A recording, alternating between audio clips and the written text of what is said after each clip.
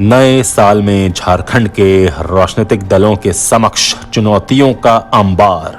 झामुमो को अपनी प्रतिष्ठा बचाने और भाजपा को अपनी खोई जमीन हासिल करने की चुनौती, आजसू और कांग्रेस के समक्ष अपना वजूद बचाने की चुनौती। चुनौतियों को अवसर में बदलने का सुनहरा साल भी है 2021। नमस्कार, आजाद सिपाही विशेष में आपका स्वागत है। मैं हूं राकेश सिंह। नए साल 2021 में झारखंड के राजनीतिक दलों, खासकर झामुमो, कांग्रेस और भाजपा को नई चुनौतियों से रूबरू होना पड़ेगा। नए साल में विधानसभा की एक सीट मधुपुर में उपचुनाव भी होना है। इसे लेकर 15 जनवरी को खरमास खत्म होते ही सियासी पारा चढ़ने लगेगा। ये चुनाव इस मायने में भी खास है कि 2 उपचुनाव में एनडीए को हार मिली है। इस कारण इस बार एनडीए पूरे दमखम के साथ मैदान में उतरेगा। उसके समक्ष ये भी चुनौती होगी कि सरकार की नाकामियों के बजाय वो खुद का वर्क प्लान लेकर जनता के बीच जाए। अपना वर्क प्लान नहीं होने के कारण 2 उपचुनाव में विपक्ष भाजपा आजसू को इसका खामियाजा भुगतना पड़ा है। एक ओर सरकार ने जहां नए साल में तमाम विषम परिस्थितियों के बावजूद घोषणाओं की झड़ी लगा दी है, वहीं अब विपक्षी खेमा को आलोचनाओं से ऊपर उठकर अपना ब्लूप्रिंट लेकर जनता के बीच जाना होगा। युवाओं को रोजगार, महिला सशक्तिकरण और नक्सलवाद झारखंड का मुद्दा रहा है। इस बीच एक साल पूरा होने पर हेमंत सरकार ने आशा की किरण नए साल में हर वर्ग में जगा दी है। अगर घोषणाएं धरातल पर उतर गईं तो निश्चित तौर से ये झारखंड के लिए मील का पत्थर साबित होगा। दूसरी ओर भाजपा और आजसू के समक्ष लोगों को विश्वास जीतने की चुनौती होगी। इसके लिए सिर्फ सरकार की खामियां गिनाने को ही अपनी उपलब्धि बताना इन दोनों दलों के लिए आत्मघाती होगा। अभी हाल में ही हुए 2 उपचुनाव इसका उदाहरण हैं। दोनों में भाजपा आजसू गठबंधन को हार का सामना करना पड़ा है। आम जन का विश्वास जीतने के लिए भाजपा और आजसू को नया वर्क प्लान तैयार करना होगा। पिछले चुनाव में झारखंड की जनता ने महागठबंधन पर विश्वास जताया था और झारखंड की गद्दी उसे सौंपी।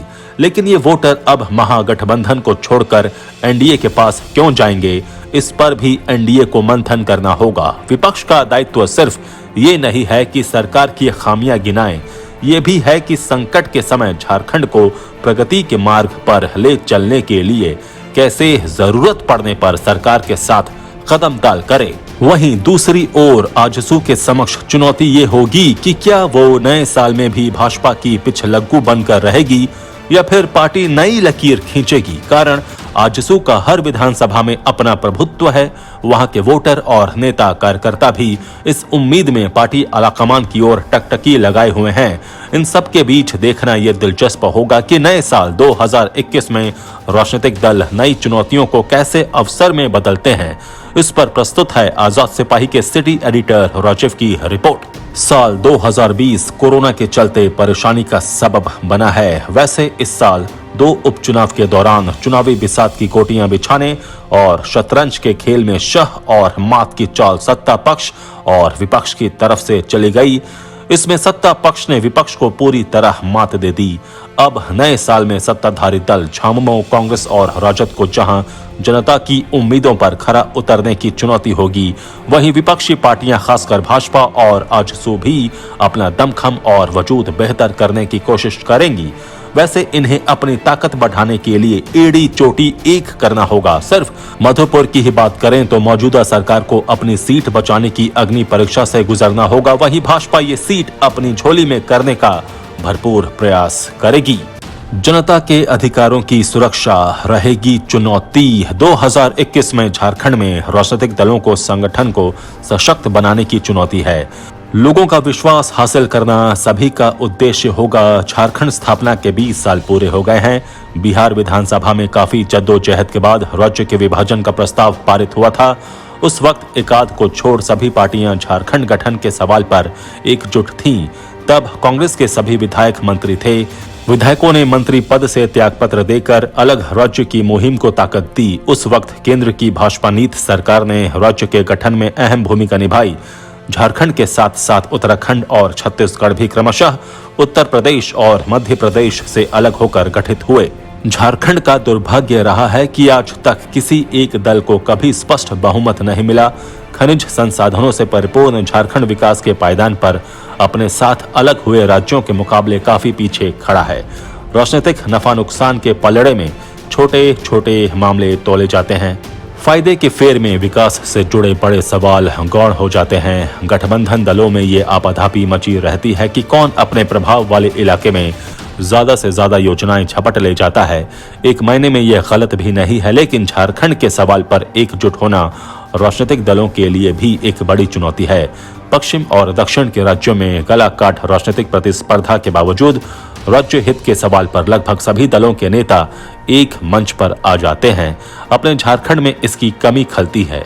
एक दूसरे का दोष गिनाने के स्थान पर यह भी देखना होगा कि नए साल में अपना राज्य कहां खड़ा होगा। राज्य का विकास हुआ तो राजनीति भी होती रहेगी। सत्ता किसी दल विशेष के पास हमेशा नहीं रहती। झारखंड जब युवा हो गया है तो तमाम राजनीतिक दलों को ये सोचना होगा कि सकारात्मक के साथ कैसे राज्य विकास के पथ पर आगे बढ़े। लोकतंत्र में मजबूत विपक्ष महत्वपूर्ण स्थान रखता है, लेकिन कमियां गिनाने के साथ समाधान का रास्ता भी इन्हें बताना पड़ेगा, तभी बात बनेगी। दूसरी दफा झारखंड के मुख्यमंत्री बने हेमंत सोरेन से जनता की उम्मीदें ज्यादा है।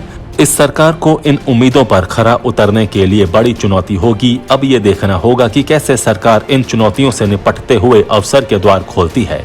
हेमंत सोरेन के नेतृत्व वाली सरकार ने अपनी पहली सालगिरह मना ली है। इससे महज एक सप्ताह पहले हेमंत कैबिनेट की 11वीं बैठक हुई। इनमें किसानों का 50,000 रुपए तक का कर्ज माफ करने का निर्णय लिया गया। ये फैसला इन दिनों सुर्खियों में है। अब तक की 11 बैठकों में जिन 207 प्रस्तावों को मंजूरी दी है, उनमें से अधिकतर सुर्खियों में रही है। बात चाहे पत्थलगड़ी के कारण दर्ज देशद्रोह के मुकदमे को वापस लेने की घोषणा की हो, किसानों की कर्ज माफी की हो, या फिर आदिवासियों के लिए सरना आदिवासी धर्म कोड के प्रस्ताव पारित करने का।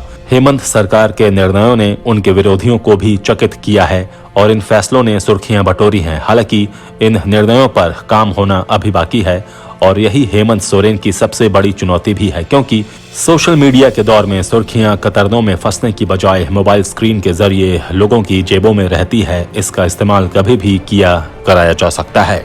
विपक्ष मुख्यमंत्री को कई बार उनके ही पुराने बयानों को लेकर घेर भी चुका है। कोरोना संक्रमण के शुरुआती दौर में जब हर आदमी एक दूसरे को वायरस का वाहक समझकर घरों में बंद था, हेमंत सोरेन स्वयं स्टेशनों और एयरपोर्ट पर मजदूरों के स्वागत के लिए मौजूद रहे।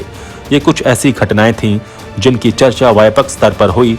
तब सीएम हेमंत सोरेन की चारों तरफ जमकर प्रशंसा की गई और इस आदिवासी नेता को राष्ट्रीय स्तर पर ख्याति भी मिली। प्रवासी मजदूरों के रोजगार सृजन के लिए बिरसा हरित ग्राम योजना, नीलांबर पीतांबर जल समृद्धि योजना, पोटो हो खेल विकास योजना, मुख्यमंत्री मानव सेवा योजना, शहरी क्षेत्रों के श्रमिकों के लिए 100 दिन के रोजगार गारंटी की योजना जैसी योजनाएं लागू करने के साथ ही सीमा सड़क संगठन जैसी संस्थाओं में पंजीकृत मजदूरों को भेजने जैसी उपलब्धियां भी सरकार के नाम रही। हालांकि ये उपलब्धियां मामूली हैं और हेमंत सोरेन की सरकार को आने वाले साल में विकास की गति काफी तेज करनी होगी।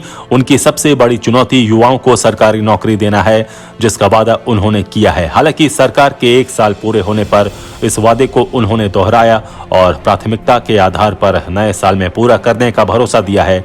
सीएम की घोषणाओं से झारखंड के लोगों में उम्मीद की किरण जगी है। वहीं अब देखना शेष होगा कि कैसे विपक्षी दल नए साल में अपने काम का ब्लूप्रिंट तैयार करते हैं। कारण एक सरकार अब विकास को लेकर रेस मोड में नजर आ रही है, वहीं विपक्ष सिर्फ खामियां ही गिना रही है। आजाद सिपाही के विशेष में अभी इतना ही। खबरों की और भी अधिक जानकारी के लिए आप पढ़ते रहिए अपना लोकप्रिय दैनिक अखबार आजाद सिपाही। आप हमारे इस YouTube चैनल को जरूर सब्सक्राइब करें। जुड़े रहिए आजाद सिपाही के साथ। धन्यवाद।